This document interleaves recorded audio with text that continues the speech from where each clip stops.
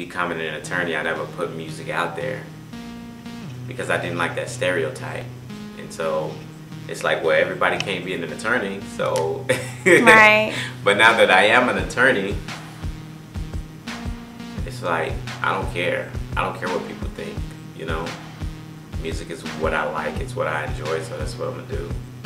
So as far as where I would like to go with it, I don't know, maybe as far as it takes me, wherever I end up. But you're the marketing specialist, so maybe you can help me with that. I really could. For real, for real. So, you felt like you needed to not be a stereotype. So why do you feel like now's a great time to release music? Because you have your law degree? I think so, but I just realized, you know, even without the law degree, I just realized I don't care, you know? Like, if I'm successful, I'm successful. You know, you can call me a stereotype, you can say, hey, every black person is a rapper, every black male is a rapper, but hey, I'm a pretty damn good rapper, so hey, it is what it is. I'm successful, I made it. You know, most people that say that are not as successful, you know, or maybe they're afraid to follow their own dreams or what have you. So that's just kind of how I look at it. Okay. So what is your plans with your law degree? You know, I love the law.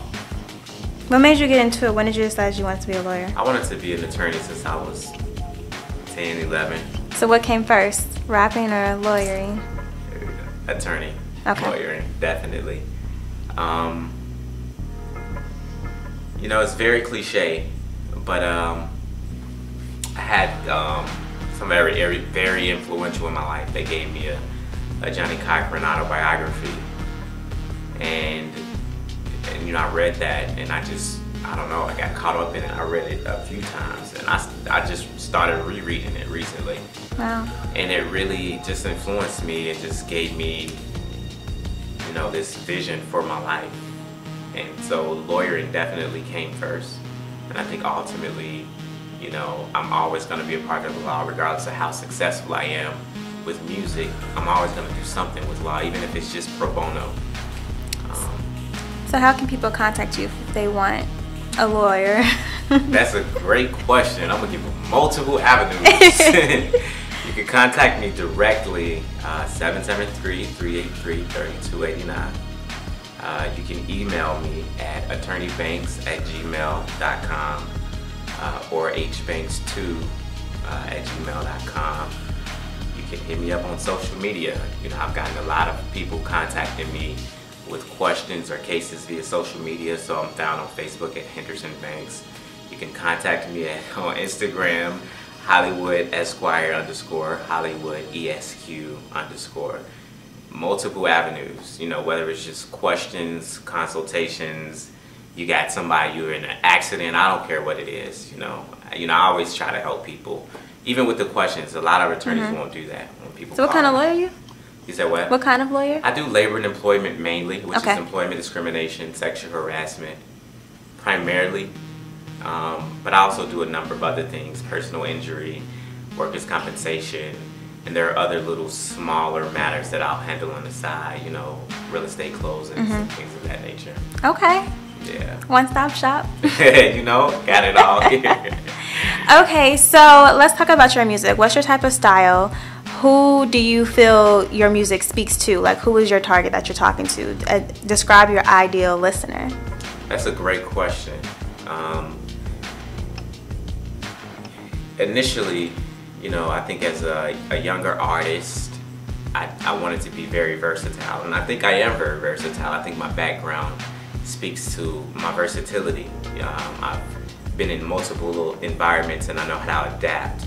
So I wouldn't say that I've always had a certain listener that I was going for. I could turn up with you, or I can get real social and conscious with you. And I think I do both very well. But I think as I'm getting older and as I'm furthering my career as an attorney, I'm thinking of these social issues and kind of the platform I have and background that I have. So, you know, I would associate my group of listeners with J. Cole's group of listeners. You know, I think that's kind of the area that I want to go as I get older. Okay. Or do you want to do a freestyle or anything? Oh, freestyle, I wasn't prepared. But, or one of your verses, I mean, you know. Let me see what I got for you. You should have told me this ahead of time. I'm gonna give y'all a few lines, just a few lines. I've been saving up these freestyles for a rainy day. Now, all my haters salty like a bag of Frito-Lays. I'm convinced that these cops is part of the KKK. How is all these people dying and we just look the other way? They've been banking on our silence, now I got something to say. How is laws on the books was written back when we were slaves? Imagine how it feels to look your mother and to see your mother struggle every day and still look her in her eyes and tell her it'll be okay. As a man, that type of make you feel some type of way. That's why I write. It's probably why the way I flow so tight today.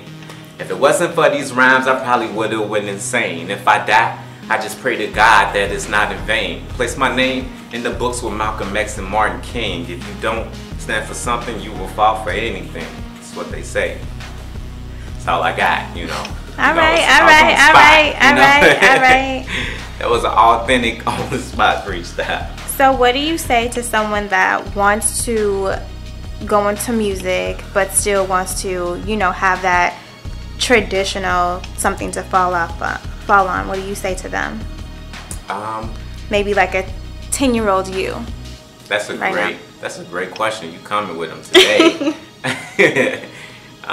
You know, I would say music should be a fallback.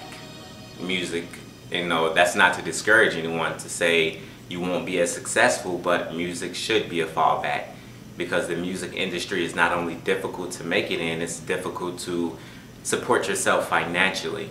And so I would say music was never my go-to. Like, I'm going to be a rapper, I'm going to be successful at that. You know, I think that's where some people have a downfall. All they put all of their eggs in one basket. You know, find something else that you're good at, you know, educational wise, and pursue that. Make that your #1 priority. And then from there, you can always do music on the side. And as your music career takes off, you know, you can kind of start scaling back with your professional career. All right, well, thank you. That's all I have for today. All right, sounds good.